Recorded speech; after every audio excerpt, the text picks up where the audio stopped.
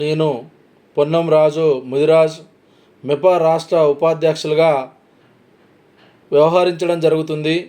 ఇటీవల రాష్ట్ర రాజకీయాల్లో జరుగుతున్న పరిణామాలను పరిశీలించినట్లయితే ఈరోజు ఒక బీసీ గొంతుకైన తీన్మార్ మల్లన్నను కాంగ్రెస్ ప్రభుత్వము పార్టీ నుండి సస్పెండ్ చేయడం జరిగింది. దీనిని మెపా రాష్ట్ర ఉపాధ్యక్షులుగా మరియు మెపా రాష్ట్ర కమిటీ తరపున తీవ్రంగా ఖండించడం జరుగుతుంది. బీసీల గొంతుకైన మల్లన్నను ఎందుకు సస్పెండ్ చేశారు కాంగ్రెస్ ప్రభుత్వము?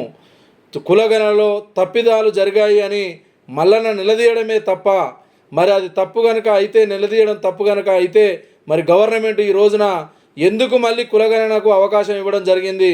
కాబట్టి గవర్నమెంటు ఇండైరెక్ట్లో మేము తప్పు చేసామని ఒప్పుకున్నది కాబట్టి కులగణన విషయంలో ఎదిరించి మాట్లాడిన తీన్మార్ మల్లన్నను గొంతుకను నొక్కడం కోసం ఈ ప్రయత్నం చేస్తే ఇది తప్పిదం జరిగిందని మళ్ళీ మీరు కులగణనను ఏ విధంగా అయితే మొదలుపెట్టారో కాంగ్రెస్ గవర్నమెంటు, అది గవర్నమెంట్ తప్పు చేసినట్టు.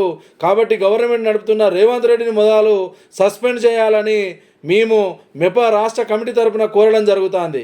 బీసీ గొంతుక అనేది కనపడకుండా చేయడం కోసమే ఈ విధంగా చేయడం జరుగుతుంది. కాబట్టి తప్పకుండా తీన్మార్ మల్లన్న నువ్వు మళ్ళీ ఒక్కసారి గవర్నమెంట్ తప్పకుండా ఆలోచించాలా, లేకపోతే ఈ బీసీ ఉద్యమం అనేది ఉవ్వెత్తున లేచి రేపు స్థానిక ఎన్నికలలో మరియు 2029లో జరిగే ఎన్నికలలో ఈ బీసీల సత్తా ఏందో చూపించడం జరుగుతుంది.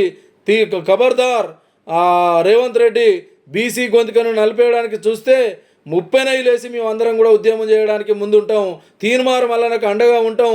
2029లో కానీ ఇప్పుడు వచ్చే స్థానిక ఎన్నికల్లో కానీ మా బీసీల సత్తా ఏందో చూపించడానికి మేము ముందుంటామని హెచ్చరించడం జరుగుతుంది. జై మెపా, జై తెలంగాణ. లేటెస్ట్ న్యూస్ తెలుగు మరియు ఇంగ్లీష్ అప్డేట్స్ కోసం ఇప్పుడే క్యూన్యూస్ అఫీషియల్ యాప్ని ప్లే స్టోర్ నుండి డౌన్లోడ్ చేసుకోండి. సరికొత్త సమాచారాల కోసం క్యూన్యూస్ వెబ్సైట్ని ఫాలో అవ్వండి. ఛానల్లో ప్రాంతీయ, జాతీయ, అంతర్జాతీయ వార్తలు వీక్షించండి.